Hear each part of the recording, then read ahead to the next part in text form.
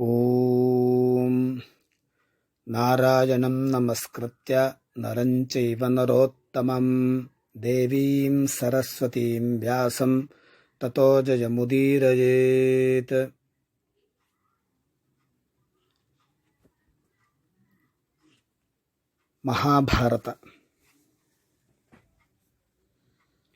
ಮಹಾಭಾರತದಂತಹ ಅದ್ಭುತವಾದ ಗ್ರಂಥ ಇನ್ನೊಂದು ಇರಲಿಕ್ಕಿಲ್ಲ. ಮಹಾಭಾರತದಂತಹ ಚರಿತ್ರೆ ಮುಂದೂ ಕೂಡ ನಡೆಯಲಿಕ್ಕಿಲ್ಲ. ಅಂತಹ ಒಂದು ಅದ್ಭುತವಾದ, ಹಿಂದಿನ ಕಾಲಕ್ಕೂ ಈಗಿನ ಕಾಲಕ್ಕೂ ಮುಂದೆ ಬರುವ ಕಾಲಕ್ಕೂ ಸದಾ ಅನ್ವಯವಾಗುವಂತಹ ಒಂದು ಚರಿತ್ರೆ ಎಂದರೆ ಅದು ಮಹಾಭಾರತ. ಅಂತಹ ಮಹಾಭಾರತವನ್ನು ಯಾವ ಕಾಲದಲ್ಲಿ ವ್ಯಾಖ್ಯಾನ ಮಾಡಿದರೂ ಕೂಡ ಹೊಸತಾಗಿರತಕ್ಕಂತಹ ಅರ್ಥವನ್ನು ಆ ಮಹಾಭಾರತದ ಶ್ಲೋಕಗಳು ಸದಾ ಕೊಡತಕ್ಕಂಥದ್ದು. ಮಹಾಭಾರತವನ್ನು ವಿವರಣೆ ಮಾಡುವಂತಹದ್ದು ಸಾಮಾನ್ಯವಾಗಿ ಸಾಧ್ಯವಾಗಲಿಕ್ಕಿಲ್ಲ. ನಮ್ಮ ಬುದ್ಧಿಗೆ ತೋಚಿದಷ್ಟು, ನಮ್ಮ ಮನಸ್ಸಿಗೆ ನಿಲುಕಿದಷ್ಟು ಆ ಮಹಾಭಾರತವನ್ನು ನಾವು ಅನ್ವಯ ಮಾಡಬಹುದು. ಆದರೆ ಇದಮಿತ್ತಂ ಅಂತ ಮಹಾಭಾರತದ ಶ್ಲೋಕಗಳನ್ನು ಅರ್ಥಾನುಸಂಧಾನ ಮಾಡುವುದು ತುಂಬ ಕಷ್ಟ. ಅಂತಹ ಮಹಾಭಾರತದ ಬಗ್ಗೆ ವೇದವ್ಯಾಸರಿಂದ ವಿರಚಿತವಾದಂತಹ, ಮಹಾಗಣಪತಿಯಿಂದ ಬರೆಯಲ್ಪಟ್ಟಂತಹ ಮಹಾಭಾರತದ ಬಗ್ಗೆ ತಿಳಿದ ಮಟ್ಟಿಗೆ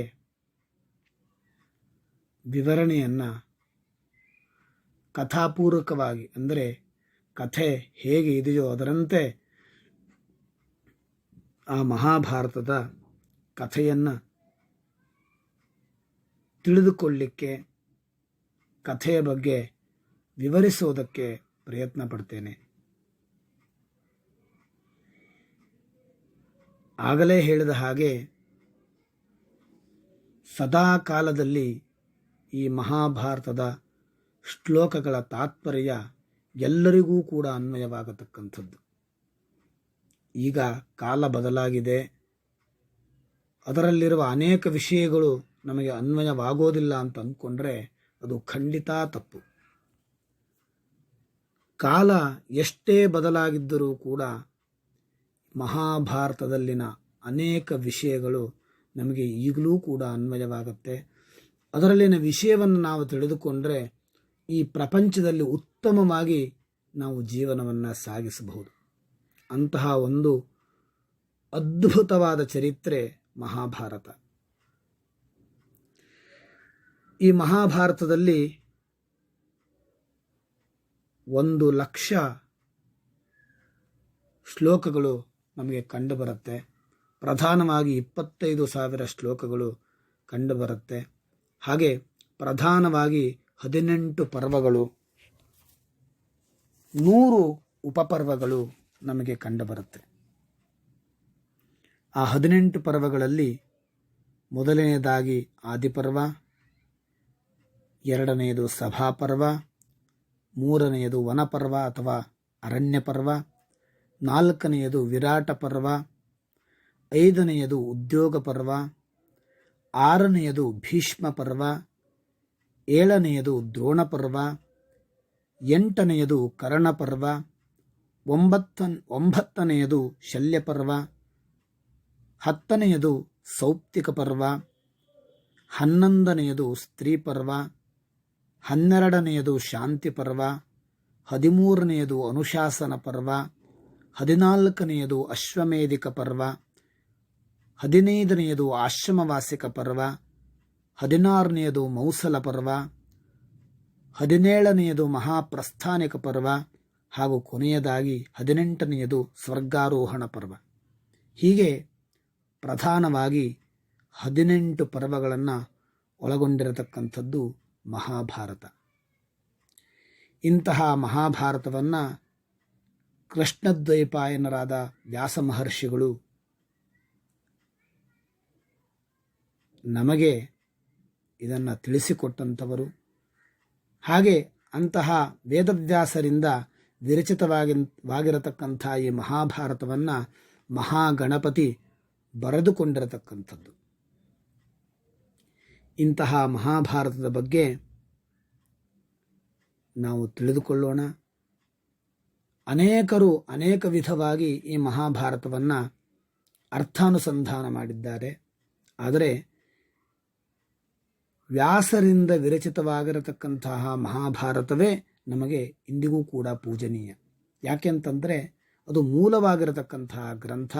ಅಂತಹ ವ್ಯಾಸರಿಂದ ವಿರಚಿತವಾಗಿರತಕ್ಕಂಥ ಮಹಾಭಾರತದ ಎಲ್ಲ ಕಥೆಯನ್ನು ನಾವು ಇಂದಿನಿಂದ ಕೇಳೋಣ, ಆಲಿಸೋಣ, ಅನುಸಂಧಾನ ಮಾಡೋಣ. ಮಹಾಭಾರತದ ಮೊಟ್ಟ ಮೊದಲ ಪರ್ವ ಆದಿಪರ್ವ. ಅದರಲ್ಲಿ ಅನುಕ್ರಮಣಿಕಾ ಪರ್ವ ಅಂತ ಉಪಪರ್ವ. ಆ ಅನುಕ್ರಮಣಿಕಾ ಪರ್ವದಲ್ಲಿ ನೈಮಿಷಾರಣ್ಯಕ್ಕೆ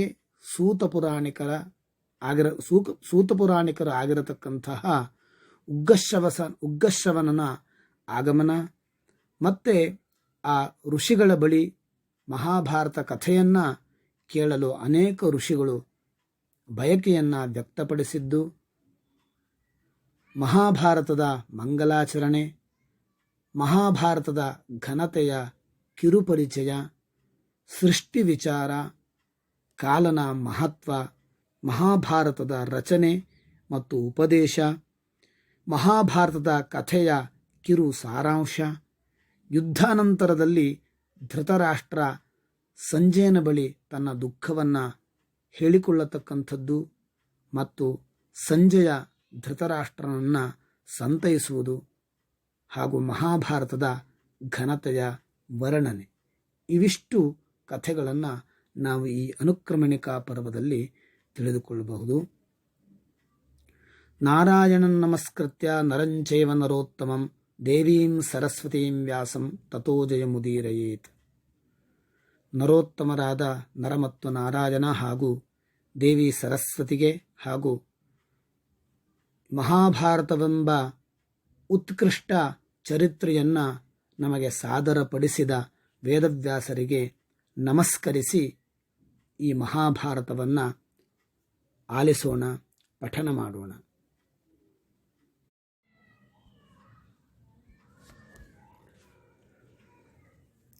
ಒಮ್ಮೆ ನೈಮಿಷಾರಣ್ಯದಲ್ಲಿ ಕುಲಪತಿಯಾಗಿರತಕ್ಕಂತಹ ಶೌನಕ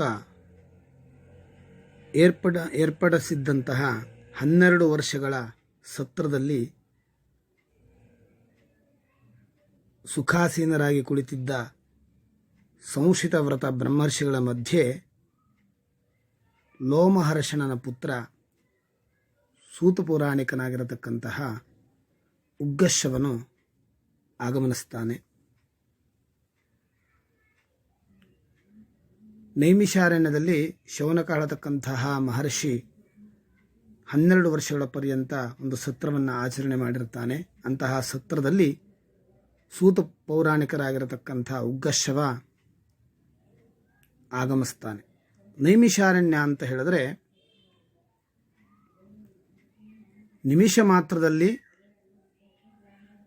ದಾನವರ ಬಲವನ್ನು ಸಂಹರಿಸಿದ್ದರಿಂದ, ದಾನವರನ್ನು ನಾಶ ಮಾಡಿದ್ದರಿಂದ ಆ ಅರಣ್ಯಕ್ಕೆ ನೈಮಿಷಾರಣ್ಯ ಹೇಳತಕ್ಕಂತಹ ಹೆಸರು ಬರುತ್ತೆ. ಅಲ್ಲಿ ಕುಲಪತಿಯಾಗಿರತಕ್ಕಂಥ ಶೌನಕ 12 ವರ್ಷಗಳ ಯಾಗವನ್ನು ಆಚರಿಸ್ತಾನೆ. ಕುಲಪತಿ ಅಂತಂದರೆ 10,000 ಋಷಿಮುನಿಗಳಿಗೆ ಅನ್ನಪಾನಾದಿಗಳನ್ನು ಕೊಟ್ಟು ಯಾರು ಪೋಷಣೆ ಮಾಡ್ತಾರೋ ಅಂತಹ ಬ್ರಹ್ಮರ್ಷಿಗೆ ಕುಲಪತಿ ಅಂತ ಹೇಳ್ತಾರೆ.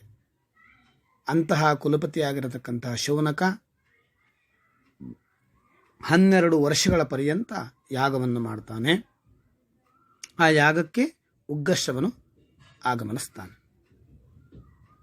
ಆ ಉಗ್ಗಶ್ರವ ಆಶ್ರಮಕ್ಕೆ ಬಂದ ತಕ್ಷಣದಲ್ಲಿ ಆ ನೈಮಿಷ ಹೇಳತಕ್ಕಂಥ ಅರಣ್ಯದಲ್ಲಿ ವಾಸಿಗಳಾಗಿದ್ದ ಅನೇಕ ತಪಸ್ವಿಗಳೆಲ್ಲರೂ ಕೂಡ ಅನೇಕವಾಗಿರತಕ್ಕಂತಹ ಅನೇಕ ವಿಧವಾಗಿ ರೋಮಾಂಚನಗಳನ್ನು ಉಂಟು ಮಾಡತಕ್ಕಂಥ ಕಥೆಗಳನ್ನು ಇವನತ್ರ ಕೇಳಬೇಕು ಅಂತ ಹೇಳಿಬಿಟ್ಟು ಆ ಉಗ್ಗಶ್ರವನ ಸುತ್ತಲೂ ನಿಲ್ಲಿತಾರೆ. ಆಗ ಆ ಉಗ್ಗಶ್ರವ ಎಲ್ಲ ಮುನಿಗಳಿಗೆ ಕೈ ಜೋಡಿಸಿ ಅಭಿನಂದಿಸಿ ಅವರ ಕ್ಷೇಮ ಸಮಾಚಾರವನ್ನು ಕೇಳ್ತಾನೆ.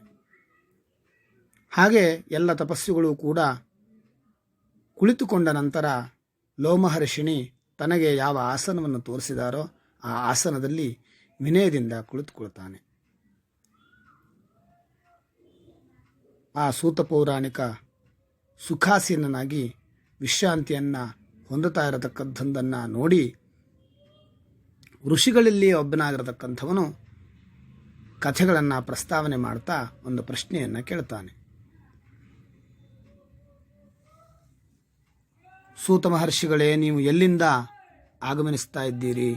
ಇಲ್ಲಿಗೆ ಮೊದಲು ನಿಮ್ಮ ಸಮಯವನ್ನು ನೀವು ಎಲ್ಲಿ ಕಳೆದಿದ್ದೀರಿ? ಇದೆಲ್ಲದರ ಕುರಿತು ನಮ್ಮ ಎಲ್ಲ ಮುನಿಗಳಿಗೆ ಹೇಳಬೇಕು ಅಂತ ಅವರಲ್ಲಿ ಕೇಳ್ಕೊಳ್ತಾನೆ.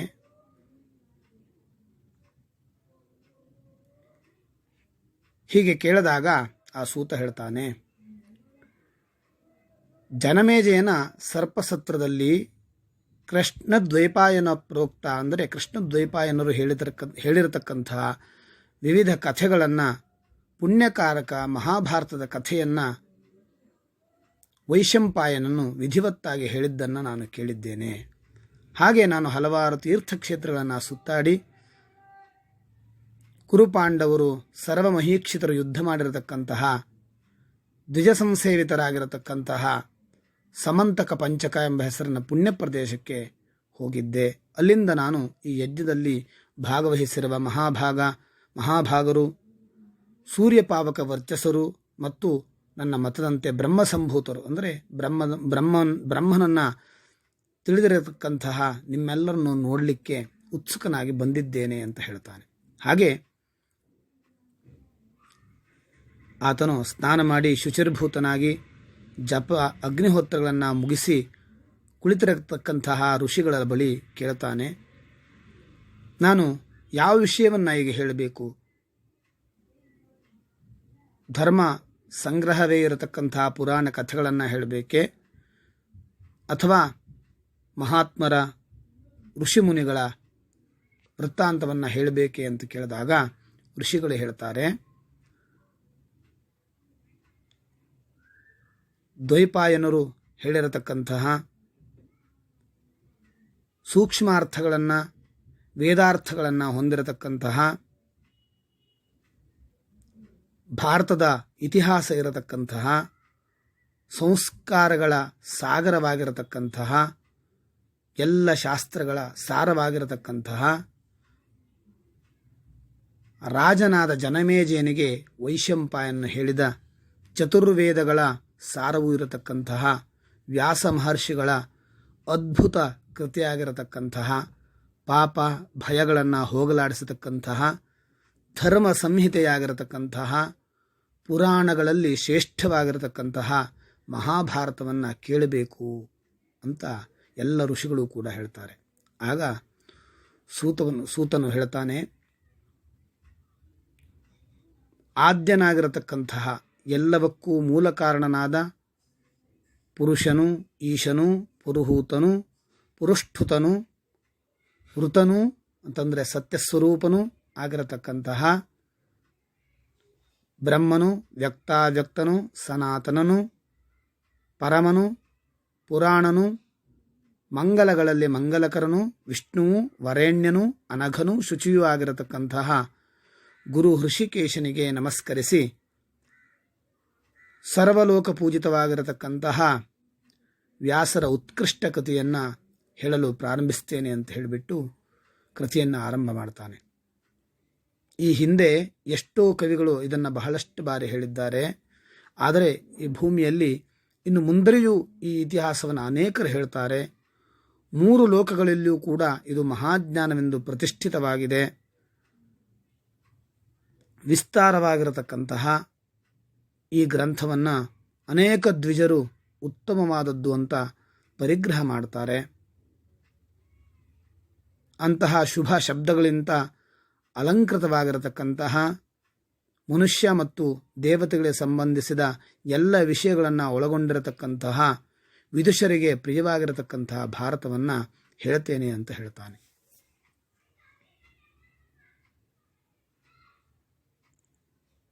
ಇಡೀ ಲೋಕವು ಕತ್ತಲೆಯಿಂದ ಮುಚ್ಚಿಕೊಂಡಿದ್ದಾಗ ಎಲ್ಲವಕ್ಕೂ ಅಕ್ಷಯ ಬೀಜವಾದ ಬೃಹತ್ ಅಂಡವೊಂದು ಉದ್ಭವವಾಗುತ್ತೆ. ಈ ದಿವ್ಯ ಮಹಾ ಅಂಡವನ್ನೇ ಯುಗದ ಆದಿ ನಿಮಿತ್ತ ಅಂತ ಹೇಳ್ತಾರೆ. ಎಲ್ಲವಕ್ಕೂ ಕಾರಣಹೇತುವಾದ ಇದನ್ನೇ ಸತ್ಯ ಸನಾತನ ಜ್ಯೋತಿರ್ಬ್ರಹ್ಮ ಅಂತ ಕರೀತಾರೆ. ತತ್ಸೃಷ್ಟ್ವಾ ತದೇವಾನುಪ್ರಾವಿಶತ್ ಅಂತ ತೈತ್ತರೀಯ ಉಪನಿಷತ್ತಿನಲ್ಲಿ ಬರುತ್ತೆ. ಬ್ರಹ್ಮನು ಪೂರ್ವದಲ್ಲಿ ಒಂದು ಅಂಡವನ್ನು ರಚಿಸಿ ಸ್ವಯಂ ತಾನೇ ಅದರಲ್ಲಿ ಪ್ರವೇಶ ಮಾಡ್ದ ಅಂತ. ತತ್ಸೃಷ್ಟ್ವಾ ತದೇವಾನುಪ್ರಾವಿಶತ್, ಸೃಷ್ಟಿ ಮಾಡಿ ಅಂಡವನ್ನು ಸೃಷ್ಟಿ ಮಾಡಿ ಅದರಲ್ಲಿ ಮೊದಲನೆಯದಾಗಿ ಅವನು ಪ್ರವೇಶ ಮಾಡ್ದ.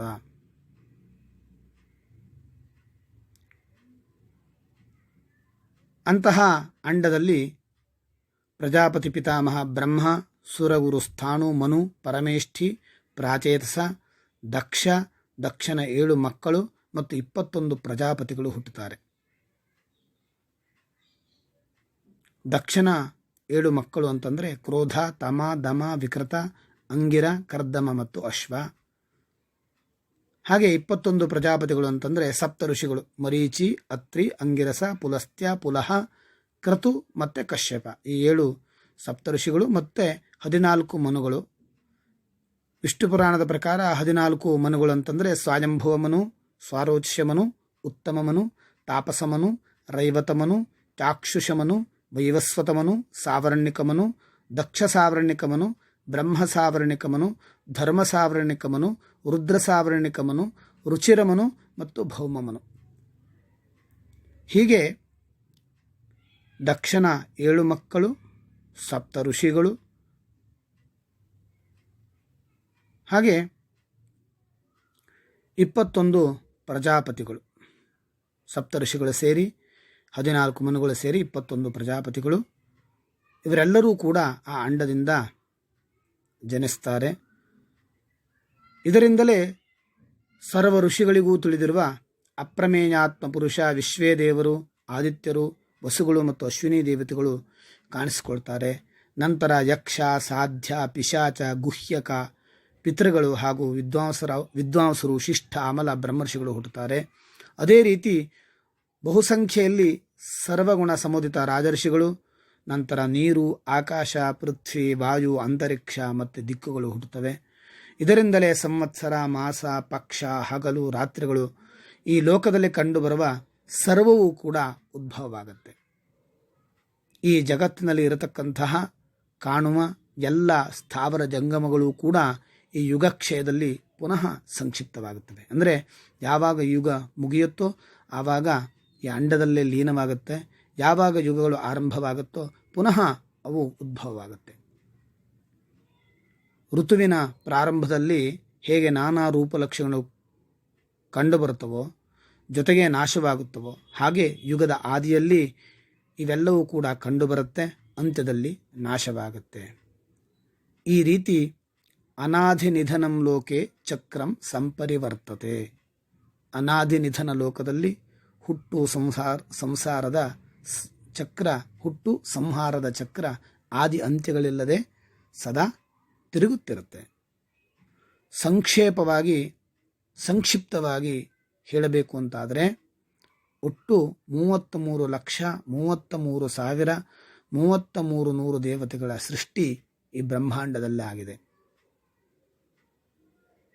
33,000 33,000 ಚ 33 ದೇವಾನಾಂ ಸೃಷ್ಟಿ ಸಂಕ್ಷೇಪ ಲಕ್ಷಣ. ಸೃಷ್ಟಿಯಲ್ಲಿ ಇಷ್ಟು ದೇವತೆಗಳು ಉದ್ಭವವಾಗಿದ್ದಾರೆ. ದಿವಸ್ಪುತ್ರ, ಬೃಹದ್ಭಾನು, ಚಕ್ಷು, ಆತ್ಮ, ವಿಭಾವಸು, ಸವಿತಾ, ರುಚಿಕ, ಅರ್ಕ, ಭಾನು, ಅಶಾವಹ, ರವಿ ಮೊದಲಾದ ಸರ್ವ ವಿವಸ್ವತರು ಕೂಡ ಕಾಣಿಸಿಕೊಳ್ತಾರೆ ಅಂಡದಿಂದ. ಅವರಲ್ಲಿ ಕೊನೆಯ ಮಹಾತ್ಮನಾಗಿರತಕ್ಕಂತಹ ದೇವತೆಗಳ ಅನುಗ್ರಹದಿಂದ ಲಭಿಸಿದ ದೇವಭ್ರಾತನೆಂಬ ಪುತ್ರನನ್ನು ಹಾಗೆ ದೇವಭ್ರಾತನು ಸುಭ್ರಾತನೆಂಬ ತನೆಯನ್ನು ಪಡೆದುಕೊಳ್ಳುತ್ತಾರೆ. ಹೀಗೆ ಅನೇಕ ಮಹಾತ್ಮ ದಶಜ್ಯೋತಿ 10,000 ಪುತ್ರರನ್ನ, 10 ಪಟ್ಟು ಪುತ್ರರನ್ನ ಶತಜ್ಯೋತಿ, ಹೀಗೆ ನಾನಾ ವಿಧವಾಗಿರತಕ್ಕಂಥವರು ಆ ಅಂಡದಿಂದ ಉದ್ಭವ ಆಗ್ತಾರೆ. ಸರ್ವ ರಾಜರ್ಷಿ ವಂಶಗಳು ಇಕ್ಷ್ವಾಕು, ಕುರು, ಯದು, ಭರತ, ಯಯಾತಿ ಮೊದಲಾದ ವಂಶಗಳು ಉದ್ಭವ ಆಗುತ್ತೆ. ಸಹಸ್ರಾರು ವಂಶಗಳು ಭೂಮಿಯಲ್ಲಿ ಹುಟ್ಟುತ್ತವೆ.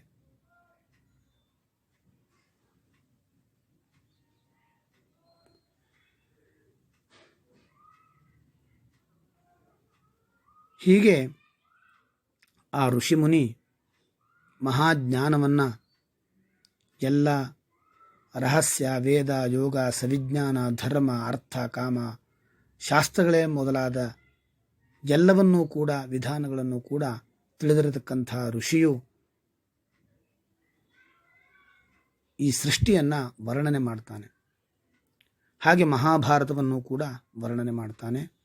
ಮಹಾಭಾರತವನ್ನು ಕೆಲವರು ಆದಿಪರ್ವದಿಂದ, ಇನ್ನು ಕೆಲವರು ಆಸ್ತಿಕ ಪರ್ವದಿಂದ, ಹಾಗೆ ಇನ್ನು ಕೆಲವರು ಉಪರಿಚರಣ ಕಥೆಯಿಂದ ಪ್ರಾರಂಭಿಸ್ತಾರೆ. ಜ್ಞಾನಿಯಾದವರು ಇದನ್ನು ಸಂಪೂರ್ಣವಾಗಿ ತಿಳಿದುಕೊಳ್ತಾರೆ. ಕೆಲವರು ಮಹಾಭಾರತವನ್ನು ವ್ಯಾಖ್ಯಾನ ಮಾಡಿ ಜ್ಞಾನವನ್ನು ಪ್ರಕಾಶಪಡಿಸ್ತಾರೆ. ಕೆಲವರು ಇದನ್ನು ಕಂಠಪಾಠ ಮಾಡ್ತಾರೆ. ಅನೇಕ ವಿಧವಾಗಿ ಈ ಮಹಾಭಾರತವನ್ನು ಅನುಸಂಧಾನ ಮಾಡ್ತಾರೆ. ಸನಾತನ ವೇದವನ್ನು ವಿವರಿಸಿರತಕ್ಕಂತಹ ಪುಣ್ಯಕರವಾದ ಈ ಇತಿಹಾಸವನ್ನು ಸತ್ಯವತಿ ಸುತ ತನ್ನ ತಪಸ್ಸು ಮತ್ತು ಬ್ರಹ್ಮಚರ್ಯಗಳಿಂದ ರಚಿಸಿದ್ದಾನೆ. ಕೃಷ್ಣದ್ವೈಪಾಯನ್ನು ತಾಯಿ ಮತ್ತು ಧರ್ಮಾತ್ಮ ಧೀಮಂತ ಗಾಂಗೇಯನ ಸೂಚನೆಯಂತೆ ವಿಚಿತ್ರವೀರ್ಯನ ಪತ್ನಿಯರಲ್ಲಿ 3 ಅಗ್ನಿಸದೃಶರೂ ವೀರರೂ ಆದ ಧೃತರಾಷ್ಟ್ರ, ಪಾಂಡು ಮತ್ತು ವಿದುರನಿಗೆ ಜನ್ಮವಿತ್ತು. ತಪಸ್ಸಿಗೋಸ್ಕರ ಪುನಃ ತನ್ನ ಆಶ್ರಮಕ್ಕೆ ತೆರಳುತ್ತಾನೆ ಅಂತ ಕಥೆ ಆರಂಭವಾಗುತ್ತೆ.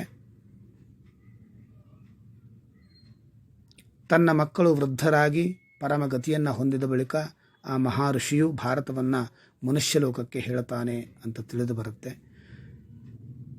ಯಜ್ಞಕರ್ಮಾಂತರಗಳಲ್ಲಿ ಸೇರಿದ್ದ ಸಹಸ್ರಾರು ಬ್ರಾಹ್ಮಣರ ಜೊತೆ ಕುಳಿತಿದ್ದ ಜನಮೇಜಯನು ಪುನಃ ಅವರು ಕೇಳಿದಾಗ, ಋಷಿಗಳು ಕೇಳಿದಾಗ, ಸದಸ್ಯರೊಂದಿಗೆ ಕುಳಿತಿದ್ದ ಶಿಷ್ಯ ವೈಶಂಪಾಯನಿಗೆ ಮಹಾಭಾರತವನ್ನು ಹೇಳಲು ಅಪ್ಪಣೆ ನೀಡ್ತಾನೆ. ಇದರಲ್ಲಿ ಭಗವಾನ್ ಋಷಿ ದ್ವೈಪಾಯನನು ಕುರುವಂಶ ವಿಸ್ತಾರ, ಗಾಂಧಾರಿಯ ಧರ್ಮಶೀಲತೆ, ಕ್ಷತ್ತನ ಪ್ರಜ್ಞೆ, ಅಂದರೆ ಕ್ಷತ್ತ ಅಂತಂದರೆ ವಿದುರನ ಪ್ರಜ್ಞೆ, ಕುಂತಿಯ ಧೃತಿ, ವಾಸುದೇವನ ಮಹಾತ್ಮೆ, ಪಾಂಡವರ ಸತ್ಯತೆ ಮತ್ತು ಧಾರ್ತರಾಷ್ಟ್ರನ ದುರ್ವೃತ್ತಿ ಇವೆಲ್ಲವನ್ನೂ ಕೂಡ ಹೇಳಿದ್ದಾನೆ. ಈ ಮಹಾಭಾರತದಲ್ಲಿ ಉಪಾಖ್ಯಾನಗಳನ್ನು ಬಿಟ್ಟು ಒಟ್ಟು 24,000 ಶ್ಲೋಕಗಳನ್ನು ಪ್ರಧಾನ ಮಹಾಭಾರತ ಅಂತ ತಿಳಿದವರು ಹೇಳ್ತಾರೆ.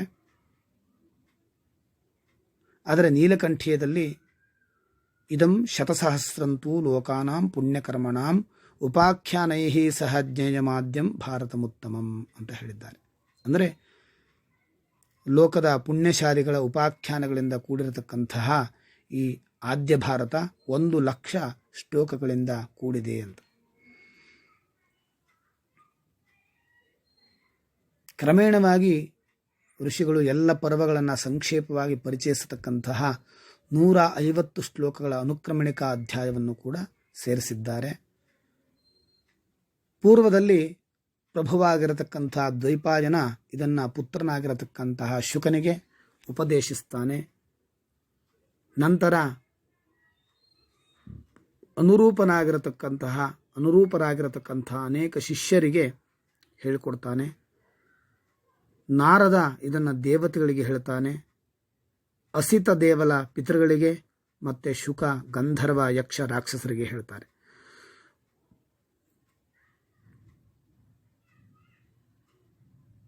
ಷಷ್ಠಿಂಶತಸಹಸ್ರಾಣಿ, ನೀಲಕಂಠೀಯದಲ್ಲಿ ಹೇಳ್ತಾರೆ, ಷಷ್ಠಿಂಶತಸಹಸ್ರಾಣಿ ಚಕಾರಾಣ್ಯಾಂ ಸ ಸಂಹಿತಾಂ ತ್ರಿಂಶಚ್ಛತಸಹಸ್ರಂಚ ದೇವಲೋಕೆ ಪ್ರತಿಷ್ಠಿತಂ ಪಿತ್ರೆ ಪಂಚದಶ ಪ್ರೋಕ್ತಂ ಗಂಧರ್ವೇಷು ಚತುರ್ದಶ ಏಕಂ ಶತಸಹಸ್ರಂತೂ ಮಾನುಷೇಷು ಪ್ರತಿಷ್ಠಿತಂ. ಅಂದರೆ 60 ಲಕ್ಷ ಶ್ಲೋಕಗಳುಳ್ಳ ಮತ್ತೊಂದು ಮಹಾಗ್ರಂಥವನ್ನು ರಚಿಸ್ತಾರೆ. ಅದರಲ್ಲಿ 30 ಲಕ್ಷ ಶ್ಲೋಕಗಳು ದೇವಲೋಕದಲ್ಲಿಯೂ, 15 ಲಕ್ಷ ಶ್ಲೋಕಗಳು ಪಿತೃಲೋಕದಲ್ಲಿಯೂ, 14 ಲಕ್ಷ ಶ್ಲೋಕಗಳು ಗಂಧರ್ವಲೋಕದಲ್ಲಿಯೂ, ಉಳಿದ 1 ಲಕ್ಷ ಶ್ಲೋಕಗಳು ಮನುಷ್ಯ ಲೋಕದಲ್ಲಿಯೂ ಪ್ರಚಾರದಲ್ಲಿವೆ ಅಂತ.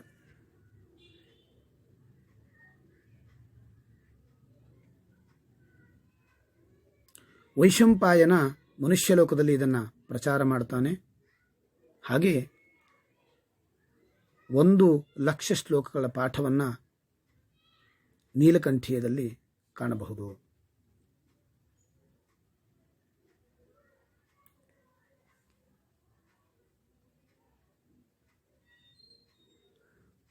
ದುರ್ಯೋಧನೋ ಮನ್ಯುಮಯೋ ಮಹಾದ್ರುಮಃ ಸ್ಕಂದಃ ಕರ್ಣಃ ಶಕುನಿಸ್ತಸ್ಯ ಶಾಖಾಃ ದುಶ್ಯಾಸನಃ ಪುಷ್ಪಫಲೇ ಸಮೃದ್ಧೇ ಮೂಲಂ ರಾಜ ಧೃತರಾಷ್ಟ್ರೋ ಮನೀಷಿ. ಒಂದು ವೃಕ್ಷಕ್ಕೆ ಕೌರವರನ್ನು ಹೋಲಿಕೆ ಮಾಡಿದ್ರೆ ಹೇಗಿರುತ್ತೆ ಅಂತಂದರೆ, ದುರ್ಯೋಧನೋ ಮನ್ಯುಮಯೋ ಮಹಾದ್ರುಮಃ, ದುರ್ಯೋಧನ ಕ್ರೋಧದ ಮಹಾವೃಕ್ಷ, ಸ್ಕಂದಃ ಕರ್ಣಃ, ಕರ್ಣ ಅದರ ಕಾಂಡ, ಶಕುನಿಸ್ತಸ್ಯ ಶಾಖಾಃ, ಶಕುನಿ ಅದರ ರೆಂಬೆ, ದುಶ್ಯಾಸನಃ ಪುಷ್ಪಫಲೇ ಸಮೃದ್ಧೆ, ಸಮೃದ್ಧವಾಗಿರತಕ್ಕಂತಹ ಪುಷ್ಪಫಲಗಳು ದುಶ್ಯಾಸನ. ಹಾಗೆ ಮೂಲಂ ರಾಜ ಧೃತರಾಷ್ಟ್ರೋ ಮನೀಷಿ, ಅಜ್ಞಾನಿಯಾಗಿರತಕ್ಕಂಥ ರಾಜ ಧೃತರಾಷ್ಟ್ರ ಅದರ ಬೇರು. ಹೀಗೆ ಒಂದು ವೃಕ್ಷಕ್ಕೆ ಕೌರವರನ್ನು ಹೋಲಿಕೆ ಮಾಡಬಹುದು. ಹಾಗೆ ಪಾಂಡವರನ್ನು ಕೂಡ ಒಂದು ವೃಕ್ಷಕ್ಕೆ ಹೋಲಿಕೆ ಮಾಡಬೇಕು ಅಂತಾದರೆ, ಯುಧಿಷ್ಠಿರೋ ಧರ್ಮಮಯೋ ಮಹಾದ್ರುಮಃ ಸ್ಕಂಧೋರ್ಜುನೋ ಭೀಮಸೇನೋಸ್ಯ ಶಾಖಾಃ ಮಾದ್ರೀಸುತೋ ಪುಷ್ಪಫಲೇ ಸಮೃದ್ಧೆ ಮೂಲಂ ಕೃಷ್ಣೋ ಬ್ರಹ್ಮಚ ಬ್ರಾಹ್ಮಣಾಶ್ಚ. ಯುಧಿಷ್ಠಿರೋ ಧರ್ಮಮಯೋ ಮಹಾದ್ರುಮಃ, ಯುಧಿಷ್ಠಿರನು ಧರ್ಮದ ಮಹಾವೃಕ್ಷ. ಸ್ಕಂಧೋರ್ಜುನ, ಅರ್ಜುನನು ಅದರ ಕಾಂಡ. ಭೀಮಸೇನೋಸ್ಯ ಶಾಖಾಃ, ಭೀಮಸೇನ ಅದರ ರೆಂಬೆ. ಮಾದ್ರೀಸುತವು ಪುಷ್ಪಫಲೇ ಸಮೃದ್ಧೆ, ಮಾದ್ರಿಯ ಮಕ್ಕಳಿಬ್ಬರು ಅಂದರೆ ನಕುಲ ಸಹದೇವರು ಸಮೃದ್ಧ ಪುಷ್ಪಫಲಗಳು. ಮೂಲಂ ಕೃಷ್ಣೋ ಬ್ರಹ್ಮಚ ಬ್ರಾಹ್ಮಣಾಶ್ಚ, ಕೃಷ್ಣ ಬ್ರಹ್ಮ ಮತ್ತು ಬ್ರಾಹ್ಮಣರು ಅದರ ಬೇರುಗಳು. ಹೀಗೆ ಒಂದು ವೃಕ್ಷಕ್ಕೆ ಪಾಂಡವರನ್ನು ಹೋಲಿಕೆ ಮಾಡಬಹುದು. ಹಿಂದಿನ ಕಥೆಯನ್ನು ಸಂಕ್ಷಿಪ್ತವಾಗಿ ಹೇಳಬೇಕು ಅಂತಾದರೆ, ಬೇಟೆಯಲ್ಲಿ ಆಸಕ್ತಿ ಹೊಂದಿರತಕ್ಕಂಥ ಪಾಂಡು ತನ್ನ ಪರಾಕ್ರಮದಿಂದ ಅನೇಕ ದೇಶಗಳನ್ನು ಯುದ್ಧದಲ್ಲಿ ಗೆದ್ದು ತನ್ನವರೊಂದಿಗೆ ಅರಣ್ಯದಲ್ಲಿ ವಾಸ ಮಾಡ್ತಾನೆ. ಅವನು ಬೇಟೆಯಾಡ್ತಾ ಇದ್ದಾಗ ಒಂದು ಆಪತ್ತನ್ನು ತಂದುಕೊಂಡು ಅಸುನೀಗ್ತಾನೆ. ಅವನ ಸಾವಿನ ನಂತರದ ವಿಧಿಗಳನ್ನು ಅಲ್ಲಿಯೇ ನೆರವೇರಿಸ್ತಾರೆ.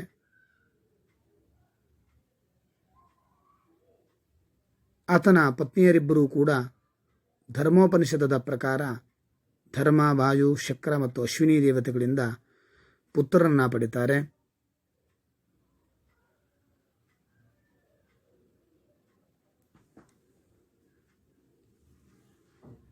ಹಾಗೆ ಆ ದಟ್ಟವಾದ ಅರಣ್ಯದಲ್ಲಿ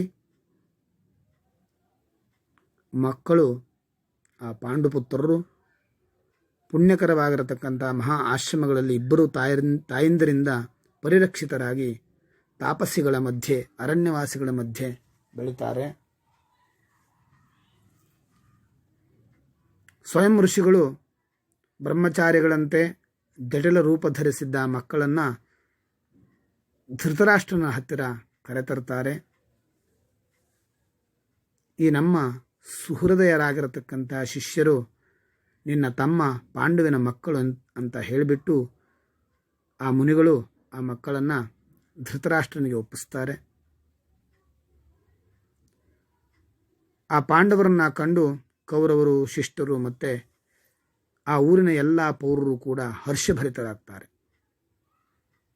ಕೆಲವರು ಮೃತನಾಗಿರತಕ್ಕಂಥ ಪಾಂಡುವಿಗೆ ಮಕ್ಕಳು ಹೇಗೆ, ಇವರೆಲ್ಲ ಅವನ ಮಕ್ಕಳಲ್ಲ ಅಂತ ಹೇಳ್ತಾರೆ. ಕೆಲವರು ಇವರೆಲ್ಲ ಅವನದ್ದೇ ಮಕ್ಕಳು ಅಂತ ಒಪ್ಪಿಕೊಳ್ತಾರೆ. ಅನೇಕ ಜನರು ಪಾಂಡುವಿನ ಸಂತತಿಯನ್ನು ನೋಡ್ತಾ ಇರತಕ್ಕಂಥ ನಾವು ಧನ್ಯರು, ಅವರಿಗೆ ಸರ್ವಥಾ ಸ್ವಾಗತ ಅಂತ ಎಲ್ಲ ದಿಕ್ಕುಗಳಲ್ಲಿಯೂ ಕೂಡ ಪ್ರತಿಧ್ವನಿಯಾಗುವಂತೆ ಹರ್ಷೋದ್ಗಾರವನ್ನು ಮಾಡ್ತಾರೆ.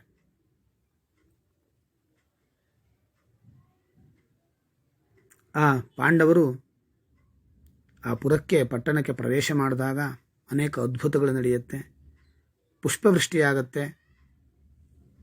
ಮಂಗಳಕರವಾಗಿರತಕ್ಕಂಥ ಸುಗಂಧ ಎಲ್ಲ ಕಡೆ ತುಂಬಿಕೊಳ್ಳುತ್ತೆ. ಶಂಖ ದುಂದುಬಿಗಳ ಸುಸ್ವರ ಕೇಳಿಸತೊಡಗುತ್ತೆ.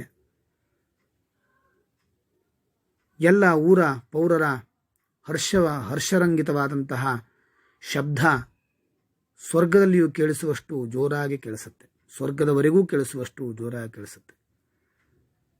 ಹಾಗೆ ಪಾಂಡವರು ಅಲ್ಲಿ ಯಾರಿಂದಲೂ ಕೂಡ ಕಡೆಗಣಿಸಲ್ಪಡದೆ ಎಲ್ಲರಿಂದ ಪೂಜಿತರಾಗಿ ವಾಸ ಮಾಡ್ತಾ ಅಖಿಲ ವೇದ ಶಾಸ್ತ್ರಗಳ ಅಧ್ಯಯನವನ್ನು ಮಾಡ್ತಾರೆ. ಯುಧಿಷ್ಠಿರನ ಪವಿತ್ರತೆ, ಭೀಮಸೇನನ ಧೈರ್ಯ, ಅರ್ಜುನನ ವಿಕ್ರಮ, ಕುಂತಿಯ ಶುಶ್ರೂಷೆ, ಅವಳಿ ಮಕ್ಕಳ ವಿನಯ, ನಕುಲ ಸಹದೇವರ ವಿನಯ ಮತ್ತು ಇವೆಲ್ಲವುಗಳನ್ನು ಮೀರಿದ ಅವರ ಶೌರ್ಯ ಗುಣಗಳಿಂದ ಎಲ್ಲ ಜನರೂ ಕೂಡ ಸಂತುಷ್ಟರಾಗ್ತಾರೆ. ಯುಧಿಷ್ಠಿರನ ಪವಿತ್ರತೆ ಅಂತಂದರೆ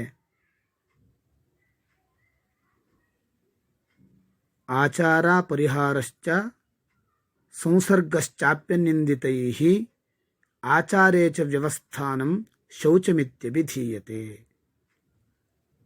ಅಂತ ಹೇಳಿದ್ದಾರೆ. ಅಂದರೆ ಶಾಸ್ತ್ರೋಕ್ತವಾಗಿರತಕ್ಕಂಥ ಆಚಾರಗಳನ್ನು ಪರಿತ್ಯಾಗ ಮಾಡದೇ ಇರುವುದು. ಅಂದರೆ ಶಾಸ್ತ್ರದಲ್ಲಿ ಉಕ್ತವಾಗಿರತಕ್ಕಂಥ ಆಚಾರಗಳನ್ನು ಬಿಡದೆ ಅದನ್ನು ಪರಿಪಾಲನೆ ಮಾಡತಕ್ಕಂಥದ್ದು,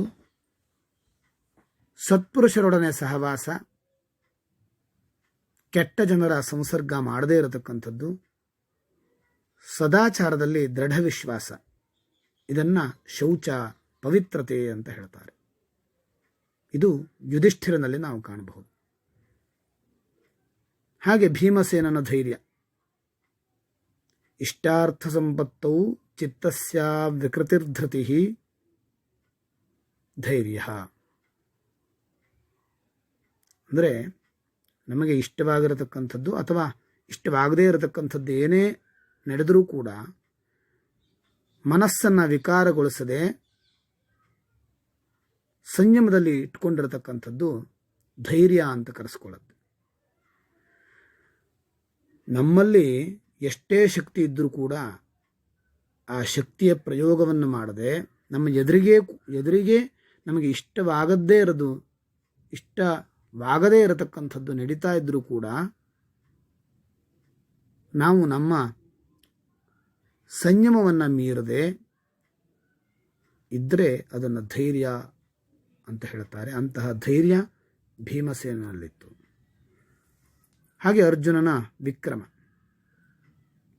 ವಿಕ್ರಮ ಅಂತಂದ್ರೆ ಏನು ಅಂತ ಕೇಳಿದ್ರೆ, ಸರ್ವಾತಿಶಯ ಸಾಮರ್ಥ್ಯಂ ವಿಕ್ರಮಂ ಪರಿಚಕ್ಷತೆ. ಎಲ್ಲರನ್ನೂ ಮೀರಿಸತಕ್ಕಂತಹ ಸಾಮರ್ಥ್ಯ, ಪ್ರತಿಸ್ಪರ್ಧಿ ಇಲ್ಲದೇ ಇರತಕ್ಕಂಥದ್ದು ವಿಕ್ರಮ ಅಂತ ಕರೆಸ್ಕೊಳ್ಳುತ್ತೆ. ಅಂತಹ ವಿಕ್ರಮ ಅರ್ಜುನನಲ್ಲಿತ್ತು. ಕುಂತಿಯ ಶುಶ್ರೂಷೆ ಅಂತಂದ್ರೆ ವೃತ್ತಾನುವೃತ್ತಿ ಶುಶ್ರೂಷ. ಸದಾ ಒಳ್ಳೆಯ ಆಚಾರಗಳನ್ನು ಇಟ್ಟುಕೊಂಡಿರತಕ್ಕಂತಹ ಗುರುಜನರನ್ನು, ಗುರು ಹಿರಿಯರನ್ನು ಅನುಸರಣೆ ಮಾಡಿಕೊಂಡಿರೋದೇ ಶುಶ್ರೂಷೆ ಅಂತ ಕರೆದುಕೊಳ್ಳುತ್ತೆ. ಅವರ ಸೇವೆಯನ್ನು ಮಾಡೋದು ಶುಶ್ರೂಷೆ ಅಂತ ಕರೆಸ್ಕೊಳ್ಳುತ್ತೆ. ಇಂತಹ ಶುಶ್ರೂಷೆ ಕುಂತಿಯಲ್ಲಿತ್ತು. ಮತ್ತೆ ವಿನಯ. ನಕುಲ ಸಹದೇವರಲ್ಲಿ ವಿನಯ ಇತ್ತು. ವಿನಯ ಅಂತಂದ್ರೇನು? ಜಿತೇಂದ್ರಿಯತ್ವಂ ವಿನಯೋಥವಾನುದ್ಧತ ಶೀಲತಾ. ಜಿತೇಂದ್ರಿಯನಾಗಿರತಕ್ಕಂಥದ್ದು, ಇಂದ್ರಿಯ ನಿಗ್ರಹಗಳನ್ನು ಹೊಂದಿರತಕ್ಕಂಥದ್ದು, ಹಾಗೆ ಗುರು ಹಿರಿಯರಲ್ಲಿ ಶ್ರದ್ಧೆ ಭಕ್ತಿ ಇರತಕ್ಕಂಥದ್ದು ವಿನಯ ಅಂತ ಕರೆಸ್ಕೊಳ್ಳುತ್ತೆ. ಅಂತಹ ವಿನಯವನ್ನು ಇವರಿಬ್ಬರು ಹೊಂದಿದ್ರು. ಇದೆಲ್ಲವನ್ನು ಮೀರಿ ಆ ಪಂಚಪಾಂಡವರಲ್ಲಿ ಶೌರ್ಯ ಹೇಳತಕ್ಕಂಥದ್ದಿತ್ತು. ಶೌರ್ಯ ಅಂತಂದ್ರೇನು? ಶೌರ್ಯಂ ಅಧ್ಯವಸಾಯ ಸ್ಯಾದ್ ಬಲಿನೋಪಿ ಪರಾಭವೆ. ಅಂದರೆ ಶತ್ರು ತನ್ನಕ್ಕಿಂತ ಬಲಿಷ್ಠ ಅಂತ ಗೊತ್ತಿದ್ದರೂ ಕೂಡ ಅವನನ್ನು ಪರಾಜಯಗೊಳಿಸಲಿಕ್ಕೆ, ಅವನನ್ನು ಸೋಲಿಸಲಿಕ್ಕೆ ಮಾಡತಕ್ಕಂಥ ಪ್ರಯತ್ನಕ್ಕೆ ಶೌರ್ಯ ಅಂತ ಹೇಳ್ತಾರೆ. ಅಂತಹ ಶೌರ್ಯ ಈ ಪಂಚಪಾಂಡವರಲ್ಲಿತ್ತು. ಇದನ್ನೆಲ್ಲ ನೋಡಿ ಪಾಂಡವನ ಪುತ್ರ ಆಗಿರತಕ್ಕಂಥ ಈ ಪಂಚಪಾಂಡವರನ್ನು ನೋಡಿ ಪುರದ ಎಲ್ಲ ಜನರು ಅವರ ಸಾಮರ್ಥ್ಯವನ್ನು ನೋಡಿ ಹರ್ಷದಿಂದ ಉದ್ಗಾರ ಮಾಡ್ತಾರೆ. ಇಂತಹ ಪಾಂಡವಿನ ಪುತ್ರರನ್ನು ನೋಡಿದ ನಾವು ಧನ್ಯರು ಅಂತ ಹರ್ಷೋದ್ಗಾರ ಮಾಡ್ತಾರೆ. ಇಲ್ಲಿಗೆ ಆದಿಪರ್ವದ ಮೊದಲನೆಯ ಅನುಕ್ರಮಣಿಕ ಹೇಳತಕ್ಕಂಥ ಆದಿಪರ್ವದ ಉಪಪರ್ವದ ಕಥೆಯನ್ನು ಸಮಾಪ್ತಿ ಮಾಡೋಣ.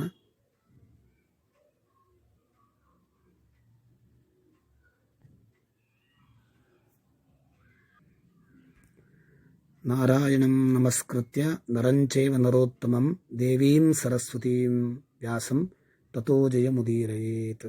ಓಂ